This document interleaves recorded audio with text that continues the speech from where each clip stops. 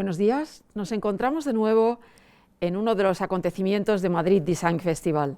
Estamos en Atlas, el análisis y la reflexión sobre lo que significa hoy la cultura del diseño. Y esta mañana vamos a hablar específicamente de la cultura del diseño en el mundo digital, de la cultura digital que va evolucionando vertiginosamente en todo el siglo XXI, y hemos visto en estos últimos años cómo la transformación es permanente y constante, la transformación digital, pero también la perspectiva de los profesionales del diseño que van trabajando sobre el impulso y la mejora de cada una de las cualidades y de las prestaciones de las diferentes perspectivas digitales que nos encontramos dentro del diseño y fuera del diseño, por supuesto. Para hablar y entrar en profundidad en materia, vamos a conocer un poco más a fondo los proyectos y las visiones de 4 profesionales relevantes del panorama nacional que nos van a contar un poco sus enfoques en este momento en el que vivimos convulso e inquietante, pero también las oportunidades que surgen y cómo hemos aprendido en esta última época a adaptarnos y a ver las facilidades que nos ofrece también el mundo digital. Tenemos a mi derecha, en primer lugar, a Manuel Jiménez, que es arquitecto. Es profesor de la Bartlett School of Architecture y también ha dado clases en otras escuelas internacionales.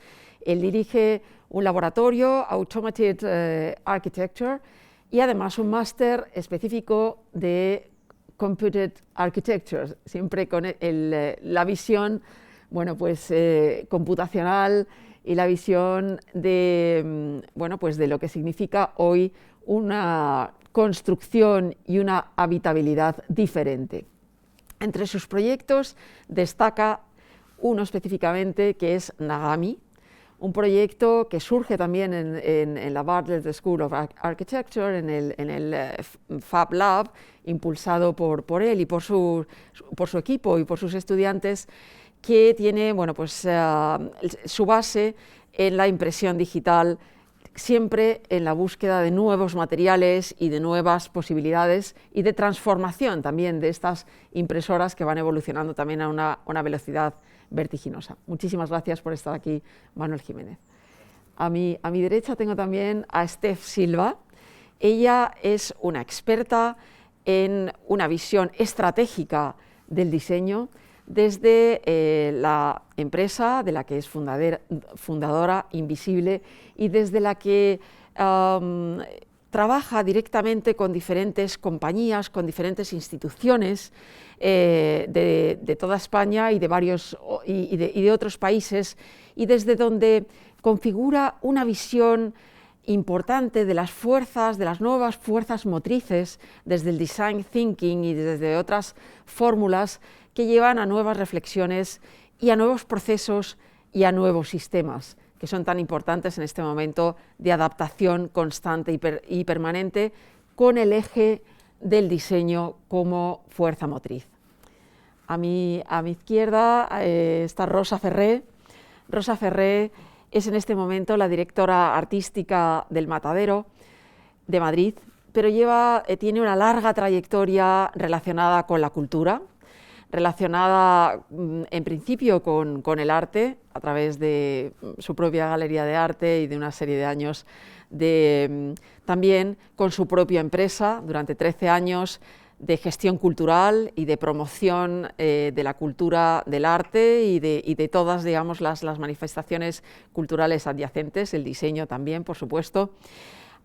Hasta aquí, durante 4 años, quiero recordar, 4 años, fue la directora de exposiciones del CCCB y fue una verdadera revolución, realmente, por una visión muy vanguardista, una visión avanzada de lo que significa la conexión de la alta tecnología, del arte, de la arquitectura, del diseño y de absolutamente todas las manifestaciones contemporáneas que se suceden, digamos, en este siglo XXI, ¿no? En este periodo del Matadero también ha dado una vuelta exponencial muy importante, con una conexión muy viva con los diferentes públicos, pero siempre con ese impulso de vanguardia. Y por último, Nacho Martín, muchísimas gracias. Rosa, muchísimas gracias por estar con nosotros. Y Nacho Martín es arquitecto, profesor también de varias escuelas de arquitectura en Londres y aquí en España. Como arquitecto tiene un punto de vista también muy ligado a la vanguardia, muy ligado a una nueva visión. Los medios de comunicación han destacado, por ejemplo, sus obras periféricas, la que tiene en Carabanchel o en Rivas Vacia, Madrid, con una visión siempre, como digo, única y muy singular del desarrollo de la construcción y del desarrollo de los nuevos espacios para habitar y para vivir, digamos, en comunidad. En esta última faceta profesional es el director de diseño de una de las grandes compañías del mundo, también de generación de estrategia y de visión del cambio y de la transformación de las empresas, de las corporaciones y de la sociedad y de la cultura a través del diseño. 4 puntos de vista muy distintos que vamos a conocer un poco más en profundidad, llevados a lo que significa hoy la cultura del diseño digital. Comenzamos con Manuel Jiménez. Cuéntanos un poco tu visión, tu perspectiva, tu trayectoria y experiencia en la evolución de la cultura digital y cómo lo vives dentro de de tus proyectos y de tu parte de enseñanza. Sí. Bueno, gracias, Marisa. Yo creo que lo primero, pertenezco a una generación en la que hemos visto un poco el nacimiento y la evolución de la cultura digital desde un momento muy bueno, que fue cuando empezamos a alcanzar esta inquietud profesional, ¿no? Entonces hemos visto nacer los ordenadores y evolucionar a los ordenadores y ahora mismo cobrar un papel mucho más importante en nuestra vida.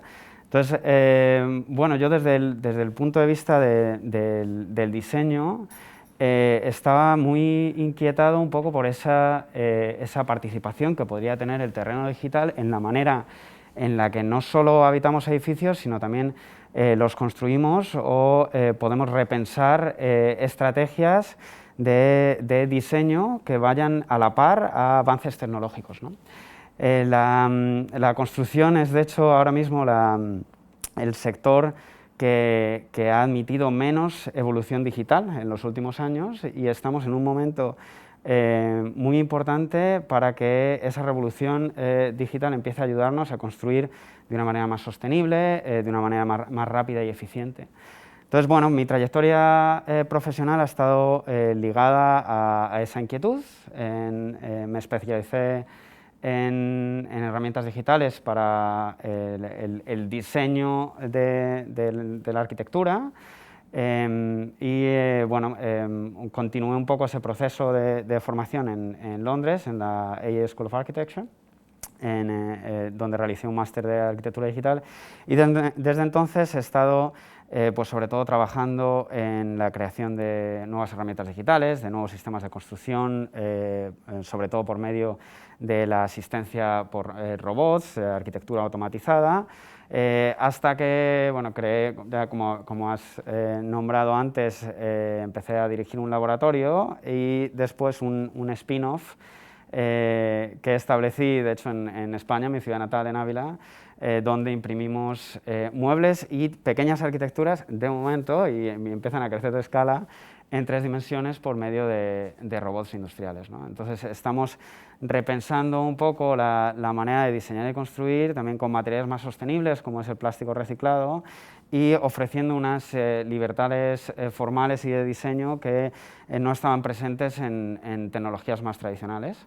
Entonces, bueno, pues nos estamos un poco abriendo camino entre la investigación y el desarrollo de I+D a un nivel más comercial, intentando potenciar un nuevo mercado del diseño y la arquitectura que realmente esté un poco nutriéndose de estos avances tecnológicos, ¿no? Y intentando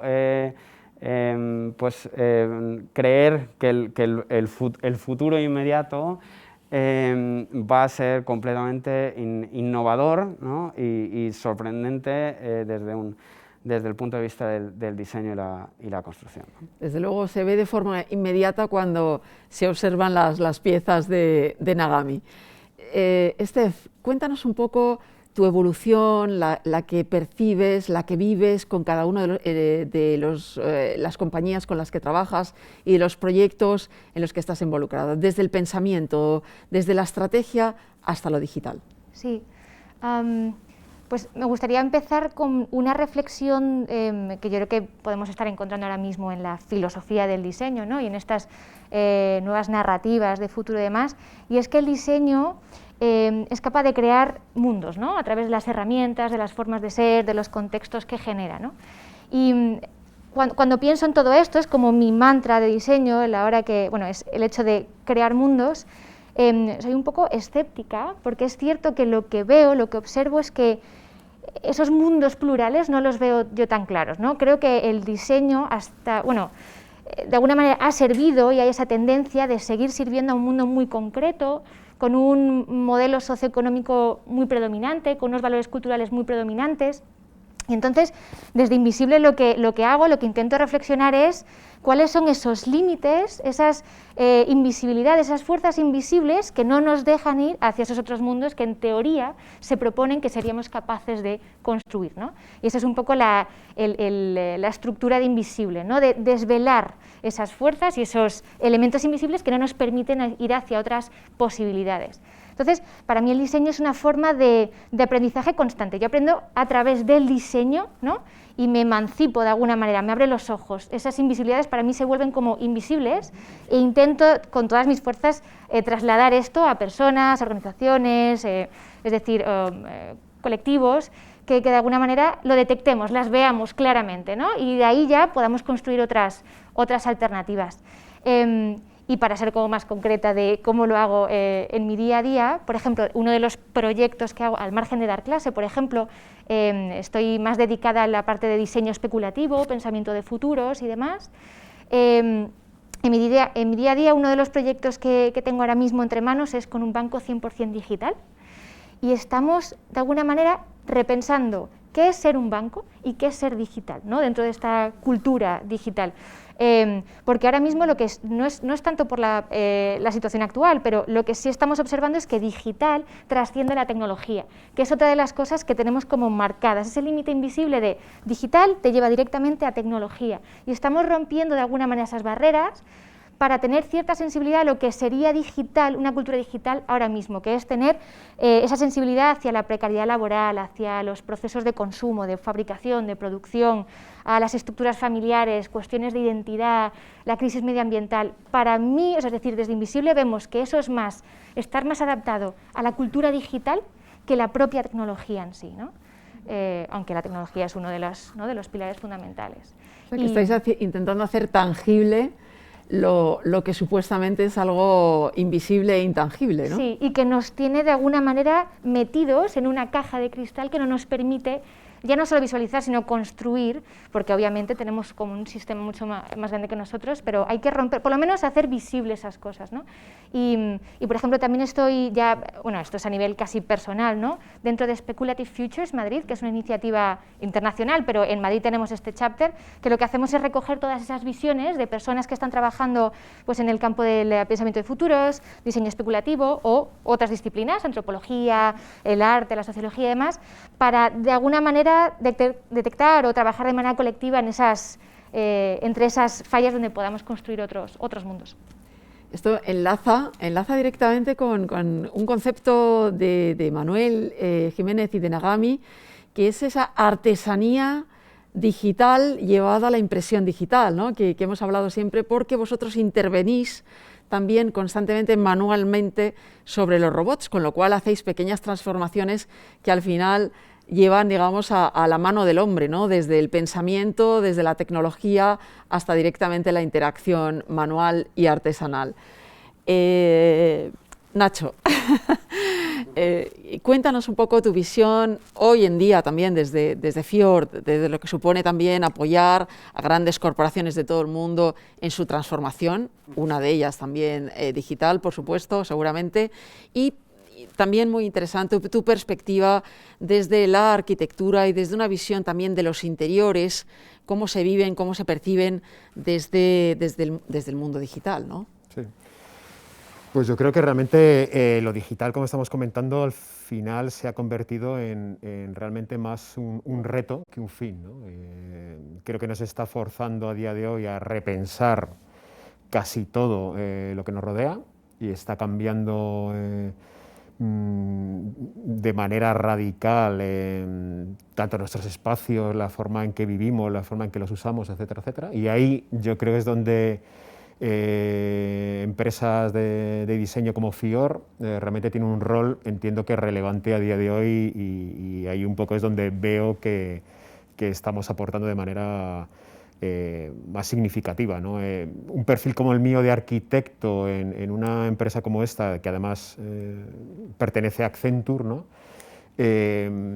Aporta esa idea de que realmente lo digital trasciende la experiencia en el móvil y trasciende las apps y las webs, y realmente inaugura unas nuevas reflexiones en torno a nuestras vidas, en torno a nuestros espacios, y la arquitectura o esos espacios se convierten más en un medio más que en un fin en sí mismo. O sea, no estoy haciendo un trabajo realmente de más tradicional de arquitectos, sino realmente de repensar, y ahí hemos estado trabajando pues cómo son los espacios de trabajo, y ahí, como os imagináis, estamos ayudando a todas las grandes empresas que están diciendo qué hago con mis oficinas cuando estamos viendo que por trabajar en remoto, qué hago con el espacio de trabajo, qué hago con esas oficinas, en qué se convierten las casas, porque las casas ya no son solo casas, sino que realmente son espacios de trabajo igualmente, en qué se va a convertir esos espacios y para qué vamos a ir a ellos, ¿no? Y a nivel de espacios de trabajo estamos trabajando mucho, pero también hemos trabajado en temas de arte, por ejemplo, con Fundación Telefónica, con una exposición que hablaba de lo invisible, ¿no? Se llamaba Intangibles, ¿no? Y era un reto de cómo hablar de determinado tipo de piezas de la colección telefónica, desde una pieza de Picasso hasta de Chillida o Juan Gris, etcétera, etcétera, sin tener la pieza in situ, y cómo transmitir esa experiencia a través de medios digitales y tecnológicos de una manera más pedagógica, que llegue más a la gente, y todo eso. La exposición fue interesante, pero fue más interesante incluso el proceso realmente de hacer un laboratorio con potenciales usuarios, con expertos, con tecnólogos, con artistas. Ahí estuvo Daniel Canogar, etcétera, etcétera. Y muchas más cosas, ¿no? Realmente trabajando con empresas de mobiliario, estas que tenemos todos en casa, ¿no? Internacionales, realmente para repensar cuál es la transformación de cómo compramos. Y si antes se estaba muy basándose en que había ese modelo tradicional de grandes, en la periferia, grandes espacios para ir a comprar, como ya se está empezando a comprar mucho más desde casa, cuál es la nueva experiencia, o empieza a haber espacios más pequeñitos en el centro de las ciudades mucho más explotados, ¿no? Y en todas las disciplinas, a nivel, por ejemplo, de educación también, ¿no? Realmente es como de los campos que ahora mismo la digitalización y desde la perspectiva del diseño se está transformando, ¿no? Porque ¿cuál es el reto más allá realmente de dar clases en vez de dar la misma clase que dábamos en las aulas, darla por Zoom? No es el tema, ¿no? Sino realmente cómo lo digital, más allá de tecnologías, como os decía antes, sino como nueva cultura, exige otro tipo de relación con esa idea de que pone en cuestión quién es el experto y quién no, de qué manera nos relacionamos, en qué manera nos juntamos, en qué manera el espacio de escuela o de universidad se tiene que explotar de alguna manera en la ciudad, y va desde nuestros dormitorios hasta otro tipo de espacios en los que me puedo encontrar con mis compañeros de una manera X, ¿no? Y se convierte en una especie como de lo digital transforma la universidad casi una especie como de archipiélagos de aprendizaje, que son lo que hay que repensar más allá de una pantalla donde veo las caras y doy la misma clase de toda la vida, ¿no? Entonces, bueno, en definitiva, entender cómo, y desde la perspectiva del diseño, cómo lo digital trasciende el formato tradicional de un objeto, de una arquitectura, de un espacio, para convertirlo más en una especie de experiencia inteligente en el que esas cosas o esos espacios reaccionan ante nosotros, y creo que ahí está el reto, ¿no? Entender que realmente lo que diseñamos, en cómo se convierte está conectado, y las cosas van a estar conectadas entre ellas, cuál es la relación con entre ellas y cómo nos perciben.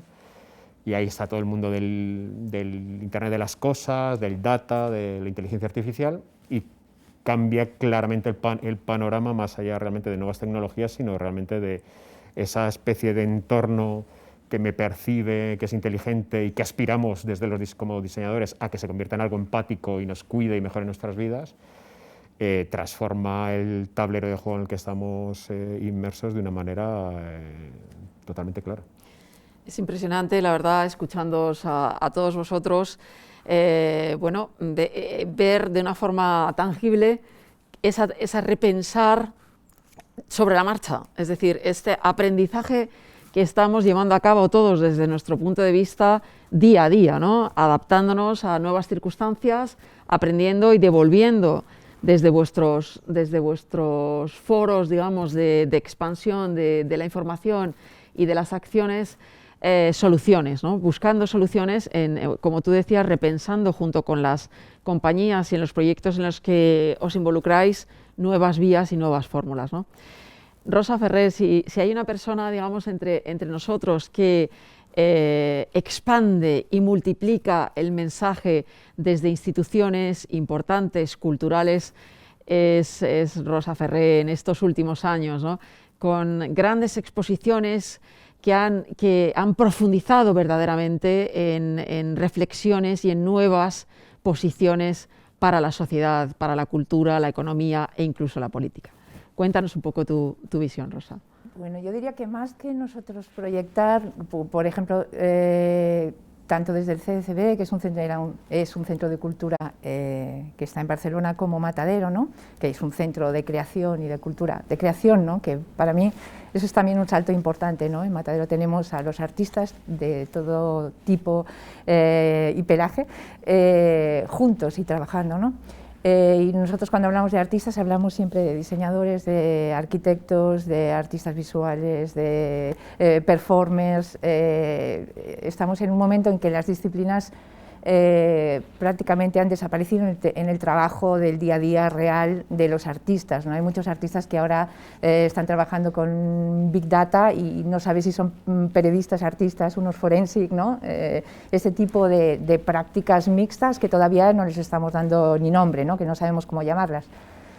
Yo creo que estos centros, sobre todo si son públicos, lo que son más que proyectores son radares de cosas que están sucediendo, ¿no? Y así nos gusta trabajar, ¿no? Como radares, ¿no? Entonces, para contaros un poco desde lo muy personal, yo, por ejemplo, en el año, pues en el 14 hicimos una exposición que se llamaba Big Bang Data en el CCB, que recuerdo cuando yo la planteé a la dirección, ¿no? Y me decían, ¿cómo vamos a hacer una exposición de datos? ¿A quién le va a interesar? ¿No? Y yo decía, no, es que los artistas están trabajando, la sociedad ya, o sea, vamos como detrás, ¿no? Todos saben lo que es el Big Data, o todo el mundo está involucrado en el Big Data, hay que abrirlo, hay que comprenderlo y tal. Hicimos una exposición que además viajó por todo el mundo y que fue como pionera en este sentido de explicar, pues eso, ¿no?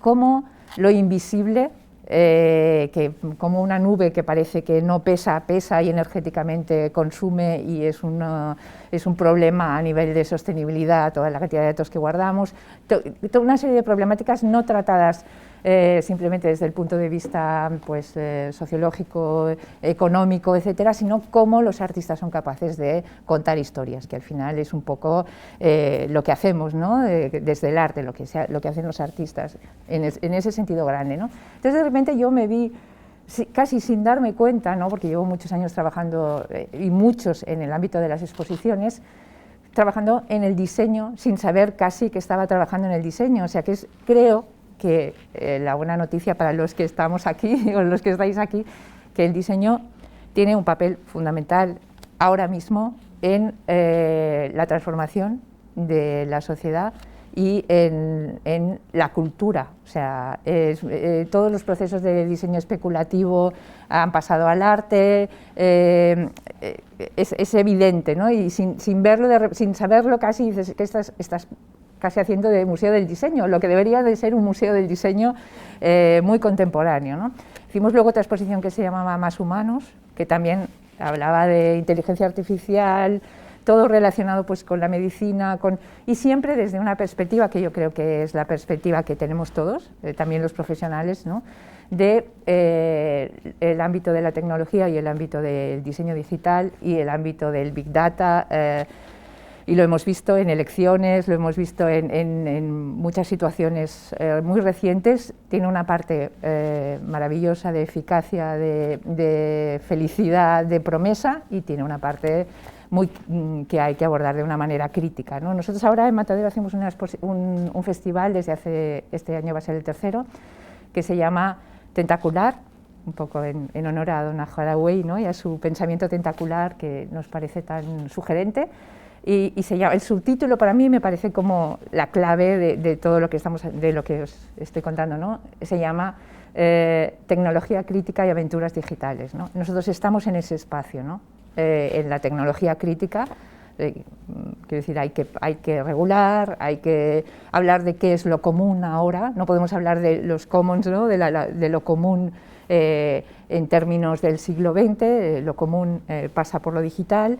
Hay que regular, hay que hablar de propiedad intelectual, hay que hablar de todo, ¿no? Y hay que ver pues en manos de quién está la tecnología, problemas enormes planetarios que tienen que ver con tecnología, y desde ahí pues nosotros nos situamos hablando con muchos artistas que están en ese ámbito, que ya os digo que trabajan ahí como una línea de investigación, y al contar una historia de una manera determinada pues también es mucho más efectivo, ¿no? La materialización y ver, ¿no? Lo que tú decías, hacer las cosas invisibles, ¿no? Ahora hay, por ejemplo, un proyecto que a mí me encanta, que están llevando desde Barcelona, que va a ir a la Bienal de Arquitectura, de cómo el aire tendría que ser, y a través del Big Data, un material físico para construir, para los arquitectos, o este tipo de especulaciones en las que estamos trabajando desde el centro, ¿no? La verdad, observamos claramente cómo la transformación digital y el avance de la sociedad van de la mano, y sobre todo yo os querría hacer una ronda para conocer vuestra opinión, porque evidentemente en este último año que hemos vivido, este último año y medio, la sociedad ha percibido y estamos aprendiendo todos, digamos, día a día, a involucrarnos más con lo que ofrece y lo que el mundo digital, lo que nos ofrece efectivamente desde todos los puntos de vista, desde las conexiones, desde un mundo de aprendizaje muy distinto, de aprendizaje constante a través no solamente también de las redes, ¿de acuerdo? De las redes, que ofrece constantemente información, ofrece constantemente una visión de nuevo aprendizaje y de nuevas formas de ver las cosas. Efectivamente, como decía Rosa, tiene que haber una posición crítica, una posición reflexiva, porque estamos inmersos en una hiperinformación digital, pero sí es cierto que hay una mayor conciencia de la sociedad en general, de los individuos, de una necesidad digital y de una necesidad de avanzar a través de lo que nos ofrece el mundo digital. ¿Cómo percibís cada uno desde vuestro punto de vista esta conexión, ya no digamos de los que trabajan o de los que piensan o de los que diseñan con respecto a lo digital, sino de las personas, ¿no? ¿Cómo se ha vivido esta transformación, no solamente en las empresas, sino en la sociedad?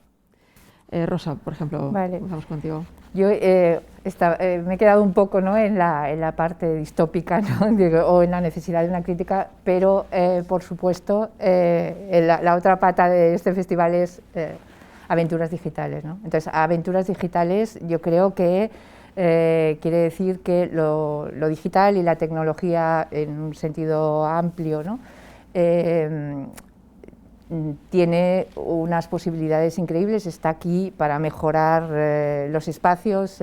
Ahora tenemos un proyecto que hemos hecho con OMA sobre el Hospital del Futuro, ¿no? O sea, y lo hemos hecho mientras la pandemia con ellos para hablar de cómo podría ser un hospital del futuro, y por supuesto tiene que ver con la tecnología y con pensar desde una perspectiva diferente, que es lo que ella dice, ¿no? Salirnos de esa caja de cristal para irnos a una visión más amplia, ¿no? y fuera de la inercia, ¿no? Entonces, ellos plantean, por ejemplo, el hospital como un problema de urbanismo, no como un problema de un edificio, este tipo de cosas de salirse de nuestras estructuras, y para eso está el diseño especulativo, para eso está la inteligencia colectiva, que es un concepto que nosotros estamos utilizando mucho, porque tenemos un proyecto que se llama el Instituto de Narrativas Ambientales, que precisamente trabaja con la universidad, con todo tipo de profesionales, con científicos, con las personas que están haciendo políticas, sobre todo municipales, en un proyecto europeo, etcétera, y básicamente de lo que se trata es diseñar conjuntamente con el expertise de todos para que nadie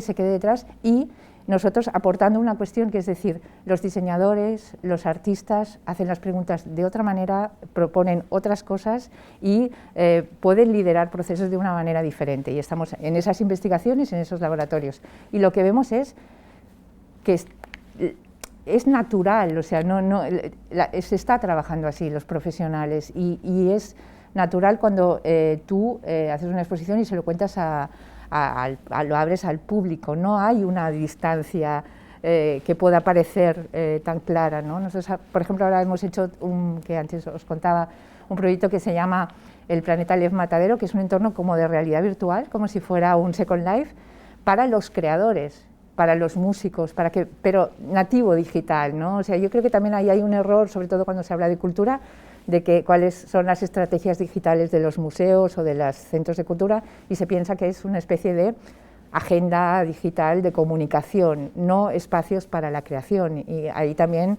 quiero decir, hace falta que las instituciones culturales se den cuenta de la posibilidad de crear nuevos espacios, pues como tienes una sala de exposiciones o un auditorio para la creación, pero ya nativamente pensando desde el principio, como decía él, en esos otros lenguajes, en esas otras oportunidades. Y ahí, pues, es que el público está ya trabajando allí, ¿no? El público está más interesado por la realidad virtual o por otros entornos, o ese tipo de entornos, con muchísima naturalidad, porque los nativos digitales, pues, es un mundo que no está opuesto al otro, ¿no? Quiero decir, ni es una capa de información sobre el otro, es el mismo mundo, ¿no?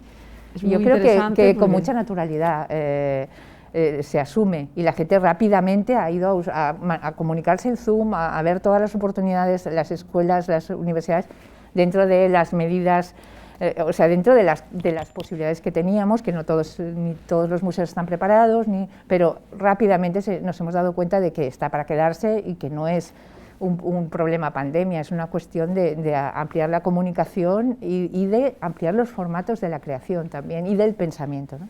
Absolutamente. Vosotros, la verdad es que habéis logrado esa conexión con públicos muy diferentes, y sobre todo generar ese motor de asimilación.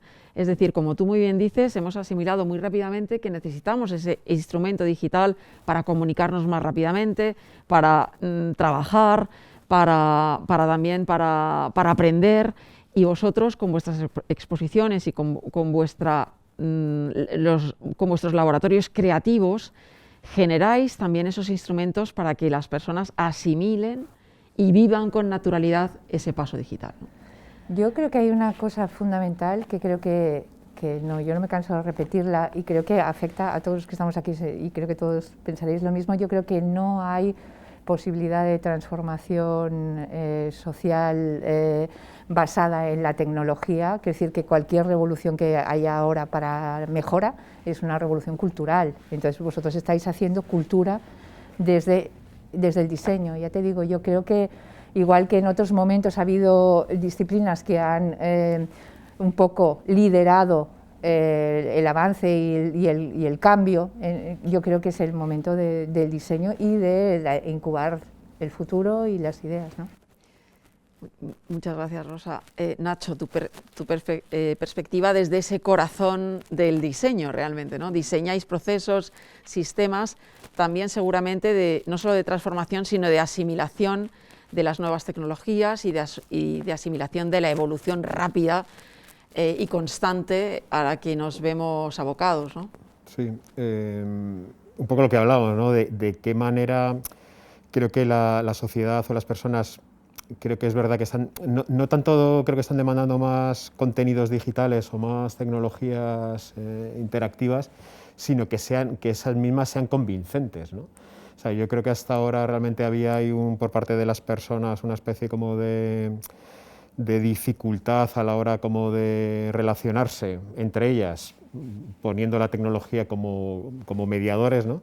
Sin embargo, se están viendo ya como cosas alucinantes de esas que las ves y dices, esto ya empieza a funcionar, ¿no? Recuerdo este fin de semana que había un club virtual, que se llama el Club Matrioska, que se retransmitía por Twitch, pero que lo estaban creando un club virtual, un escenario virtual con Minecraft. Entonces empiezas a ver esa especie como de mezcla de medios y de experiencias y cómo la gente se está conectando en un espacio virtual, y entonces se lo empiezas a creer realmente como que puede haber una alternativa virtual y digital, digo alternativa y no sustitución a experiencias tradicionales del mundo físico, ¿no?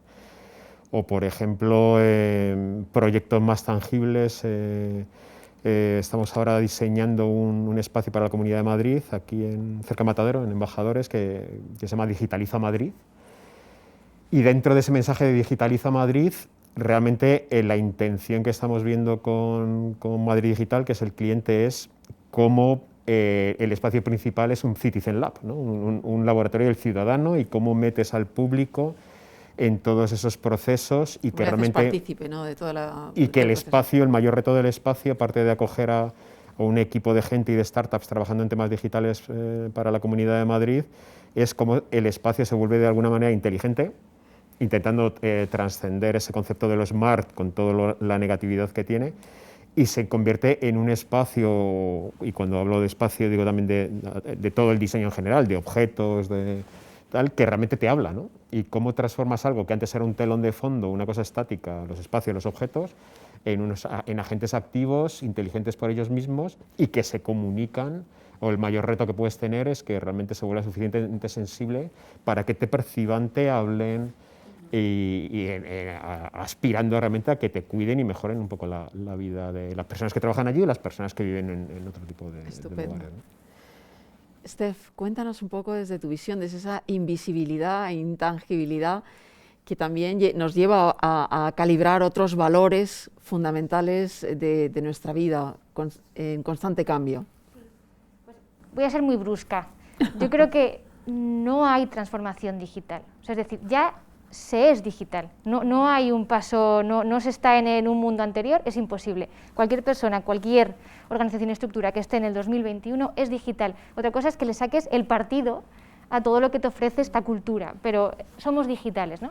Y yo creo que el tema de la pandemia y toda esta situación al principio puso en cuestión todas nuestras habilidades digitales tecnológicas, que pasó enseguida, y luego ya fue, como dice Rosa, una cuestión cultural. Yo creo que afloraron todas esas inquietudes personales, vitales y profesionales, es decir, en todos los sentidos, menos esa historia, ¿no?, que viene de esa narrativa como digital anterior, que es la tecnología, la transformación, el pasar de un punto A a un punto B. Yo creo que eso ya es imposible. Y luego hay una cosa que me gusta mucho, y es algo que está pasando, es que se está acercando todo lo que parecía lejano, y no tanto en distancia, sino conceptual. Es decir, estamos llegando a conseguir, estamos atreviéndonos a hacer cosas que parecían muy difíciles o lejanas a nivel vital. Por ejemplo, el hecho de, pongo un caso, ¿no? Yo este año, o el 2020, he dado clase en Dinamarca, he hecho un curso en Goldsmith en Londres, he estado participando en una cosa maravillosa en Matadero, el Freeport, el laboratorio Freeport, brutal, sí, con Bani Brusadin, que eso tendría que haber hecho un croquis, un esquema de cómo me voy, cómo me pido días, cómo me voy a compaginar con Londres, cómo hago esto. Ahora mismo he podido hacer todo, o sea, he acercado todas mis aspiraciones vitales y profesionales al margen de todas esas cuestiones, ¿no?, que están ahí por detrás de lo digital entendido de manera más antigua. Así que muchísimas gracias, Steph. Manuel, un poco un punto general de tu visión. Sí.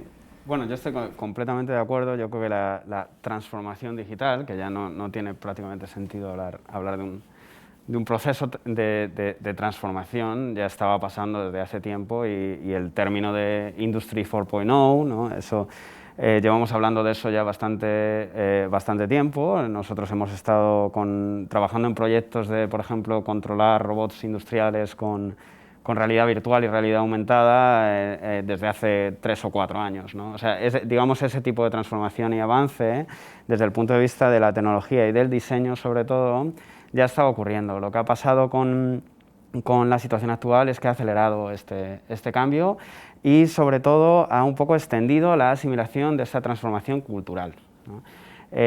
Fue un poco, siendo más concretos, en nuestro caso, tuvimos un momento muy difícil para toda la sociedad y también para el mundo del diseño, que tenía un poco esta necesidad de responder a un problema que surgió en esta crisis, que fue la falta de equipamiento médico, ¿no? ¿Cómo se llama? PPE en inglés, que es EPIs, ¿no? El suministro de EPIs para hospitales, ¿no? Y esto, pues fue un momento muy duro, pero que significó un cambio total en la concepción del diseño.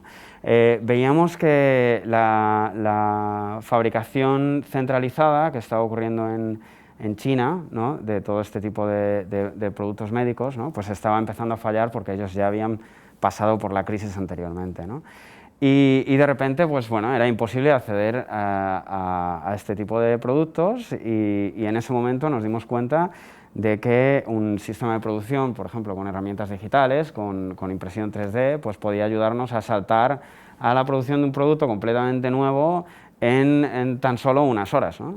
Y además lo podría hacer de una manera distribuida, ¿no? De una forma distribuida, que quiere decir que además estás reduciendo de una forma masiva la contaminación ambiental derivada de estos de transporte de largo rango, ¿no? Entonces, de repente todos los diseñadores que tenían herramientas para poder materializar objetos, ¿no?, como impresoras 3D, como CNCs, etcétera, empezaron a construir un objeto completamente nuevo, como fuera una máscara, una válvula para un respirador, a solo unos metros del hospital, y realmente empezar a comunicarse entre ellos, en establecer un network un poco de producción, de suministro de material y de consumo, que estaba completamente dándole una vuelta a la percepción del diseño y del punto de vista del consumidor también, ¿no? Entonces, este cambio, yo creo que, o este evento, nos ha hecho percibir la importancia de esta migración hacia sistemas más sostenibles y usando la tecnología para poder renovar un poco nuestra manera de pensar en diseño y contribuir no solo a la expansión cultural, pero además a veces a la producción de objetos de primera necesidad y de emergencia, ¿no? Y ahora un poco estamos viviendo los coletazos de esa transformación, de ese shock, ¿no? Y pensando, a lo mejor hay otra manera de pensar en diseño, de producir, de distribuir y de consumir, ¿sabes? Tanto de objetos cotidianos como del mundo del arte, de la arquitectura y del diseño. Entonces, yo lo estoy viendo desde un punto de vista muy optimista. Creo que obviamente no se puede hacer una lectura positiva de esta situación, pero se puede aprender muchísimo y ya lo estamos haciendo. Y para mí eso es muy importante en los próximos pasos que creo que puede dar el mundo del diseño. Desde luego, muchísimas gracias, Manuel. Yo creo que todos estamos de acuerdo. El diseño en este último año y medio ha dado, digamos, una vuelta importante a lo que significa hacer ver y hacer, digamos, que la sociedad se dé cuenta del eje que significa y el motor que significa de cambio y de transformación veloz, como decías, Manuel. Es decir, que ha habido una adaptación a unas circunstancias muy difíciles y se han puesto medidas de solución y medidas que han ayudado desde el ámbito de la salud, pero también desde creando otros procesos de transporte, de distribución. Es decir, que ha habido una serie de laboratorios, de Fab Labs, incluso de instituciones culturales que se han puesto, digamos, al servicio de la sociedad y al servicio de un momento complicado, y ha habido una demostración de facto de una actuación muy directa de lo que significa pensar en nuevas circunstancias y actuar directamente con soluciones tangibles. en este caso, ¿no? Y con valores intangibles como pueden ser la generosidad, trabajar todos desde lo colectivo, etcétera, etcétera. Valores fundamentales hoy en día, como es, por ejemplo, la cultura. Creo que tengo que volver a dar las gracias al Ministerio de Cultura por impulsar estas conversaciones, estas 5 conversaciones. Esta es la quinta y la última, donde profesionales de primera línea, líderes cada uno de ellos en su campo, han expresado y han analizado la situación en la que nos encontramos desde aspectos muy diversos. Hoy hemos hablado de la digitalización y de una forma concreta, concisa y convincente. La verdad es que han salido ideas muy interesantes. Hago una breve mención. Rosa nos comentaba esta fórmula de radar, de activar, de captar todo lo que hay a nuestro alrededor y llevarlo a una aventura, ¿no? A una aventura de creación y de divulgación de conocimiento, con esa también tecnología crítica de la que hablábamos, entrando en factores como puede ser la inteligencia colectiva, ¿no? Muy interesante. Nacho, hablabas siempre de repensar, de reflexionar desde el diseño y de aportar también nuevas ideas y por supuesto, actuar, ¿no? Actuar en nuestro entorno más inmediato y adaptarnos a las nuevas circunstancias, digamos, desde ese pensamiento de diseño que vosotros ayudáis a activar en cada uno de los proyectos en los que estáis involucrados. Y Steph, nos hablabas de estos escenarios futuros que hay que pensar efectivamente, no solamente lo que vivimos en un momento determinado, sino necesitamos prever en la medida de lo posible. Es muy difícil en el momento que vivimos, pero estar constantemente investigando y dando pasos más allá, por lo menos en ciertos ámbitos y en ciertas instituciones. Y Manuel nos hablaba también con muchísima pasión de lo que significa esta posición del diseño y del diseño ligado a la alta tecnología, también a la artesanía, esa posición preponderante hoy en día a la hora de transformar y que las personas, la sociedad, viva, digamos, de otra forma el entorno, la naturaleza, su vida específica y concreta del día a día. Muchísimas gracias también a Madrid Design Festival por remover, digamos, y por movilizar esta nueva forma de hacer llegar la cultura del diseño con este proyecto Atlas. Muchísimas gracias.